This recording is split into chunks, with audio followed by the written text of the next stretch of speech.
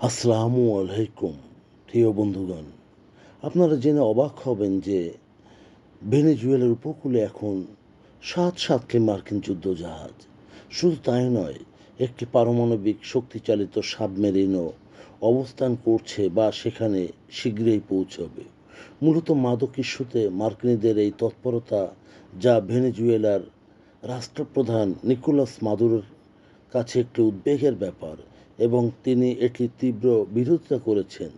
তবে ভেনেজুয়েলাকে মার্কিনী তৎপরতার পেছনে রয়েছে অন্য এক কারণ, যা মিয়ামি হেরাল্ডের প্রতিবেদনে প্রকাশ পেয়েছে।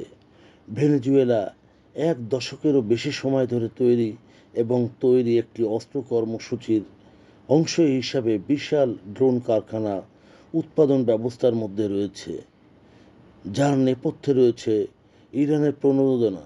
আর এই ধরনের প্রস্তাবিত প্রভাবিত ড্রোনগুলি ল্যাটিন আমেরিকার সবচেয়ে উন্নত মনুষ্যবিহীন বিমান কর্মসূচিগুলির মধ্যে একটি হিসাবে চিহ্নিত। ভেনেজুয়েলা 2012 সাল থেকে এই ড্রোন উৎপাদন কাজে নিয়োজিত আছে, যা এখনও অব্যাহত আছে। যখন ভেনেজুয়েলার তৎকালীন রাষ্ট্রপতি হুগো চ্যাভেজ প্রকাশ্যে রাষ্ট্রীয় টেলিভিশনে নজরদারি ড্রোনের দেশীয় উৎপাদনে পৌঁছানোর কথা ঘোষণা করেছিলেন এবং বলেছিলেন, আমরা মানবহীন ড্রোনের একটি কারখানা তৈরি করছি, অবশ্যই আমরা এটি করছি এবং আমাদের তা করার সম্পূর্ণ অধিকার আছে।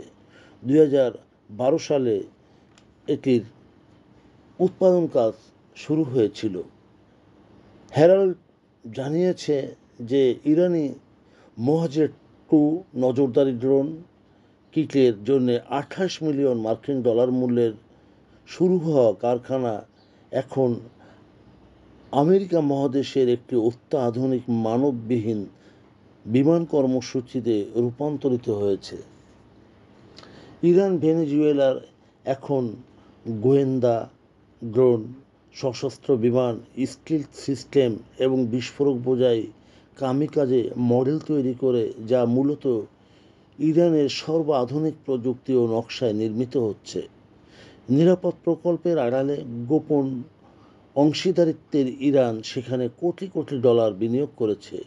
2024 সালের ইরান ও ভেনেজুয়েলা ভিসা ছাড়, প্রযুক্তি বিনিময় ও কৃত্রিম বুদ্ধিমত্তার এক সমঝোতা চুক্তি স্বাক্ষর করেছিল, যার মাধ্যমে এই কৌশলগত অংশীদারিত্বের ব্যাপারটি লুকায়িত ছিল।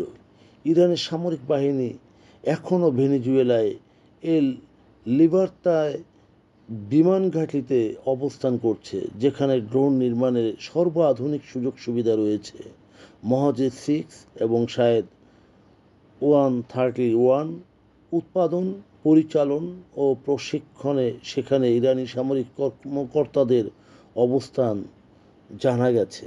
বিশেষ করে সব কিছু মিলিয়ে ইরান ও সশস্ত্র ড্রোনের ব্যবস্থাপনায় ল্যাটিন আমেরিকার আঞ্চলিক সরকারগুলিও উদ্বেগ বোধ করছে এবং মার্কিন যুক্তরাষ্ট্রের মধ্যেও সেই উদ্বেগ ছড়িয়েছে। প্রিয় বন্ধুগণ, যদি আমাদের এই তথ্য গল্প আপনার ভালো লাগে তাহলে লাইক এবং শেয়ার দিন এবং আজ আমাদের সঙ্গে থাকার জন্যে ধন্যবাদ। আমাদের ফলো দিন এবং সাবস্ক্রাইব করুন।